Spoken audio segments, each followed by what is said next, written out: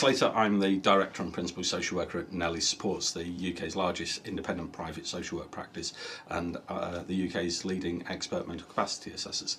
Fumi, our Marketing Excellence Officer, Manager, has asked me to do a few moments just talking about mental capacity and what it actually is. So mental capacity generally comes under the Mental Capacity Act 2005, which outlines a test which changed last year. They flipped it, stage 1 becoming stage 2 and stage 2 becoming stage 1. So mental capacity is about your ability to make your own decisions. And sometimes we see people where they are unable to understand specific information to a decision, or they're unable to retain that information long enough, or use and weigh that information and the consequences and the risks around that decision, or they're not able to communicate effective decisions. Now, if they aren't able to do one of those 4 things, the Mental Capacity Act says that actually if they can't do that, is that because of an impairment of the mind or brain?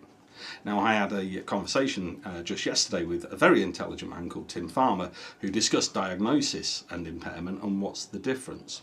And he was trying to explain that diagnosis is about illness and impairment, well, an impairment can be anything.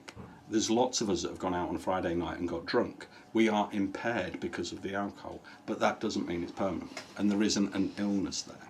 So while some people may have an official diagnosis such as Alzheimer's, they may also be people that have just got a cognitive impairment that's undiagnosed. And what our social workers do is do a Montreal cognitive assessment to evidence that impairment of the mind or brain.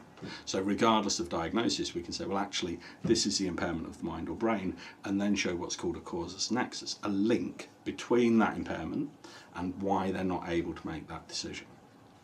So if we take a recent example, there's been a rather high figure person that's kind of orange looking, who's just made a rather large decision to close off the Mexico border. I'm sure we can kind of consider who that may be.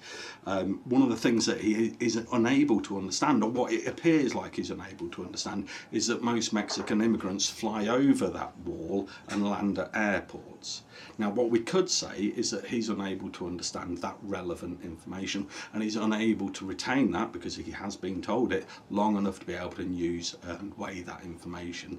And potentially, is that because of an impairment of the mind or brain? Now, I know there's been lots of medical records that said that he is perfectly fit and healthy. However, he doesn't have to have an official diagnosis. There may be an impairment there that we're not aware of, and if we did a Montreal cognitive assessment, I do wonder whether he would get 26 points out of 30. And that's all his capacity is, though.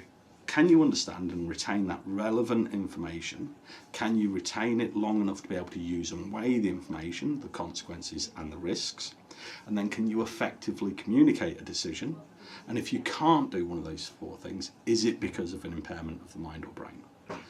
If you're a solicitor or a will writer or somebody writing lasting powers of attorney or a local authority or the NHS, and you're not sure whether your client can do those things, that's where we come into effect. And we come out, we see your client, and we make sure that we've got the evidence that they either can or can't do those things. And if they can't, is it because of an impairment of mind or brain?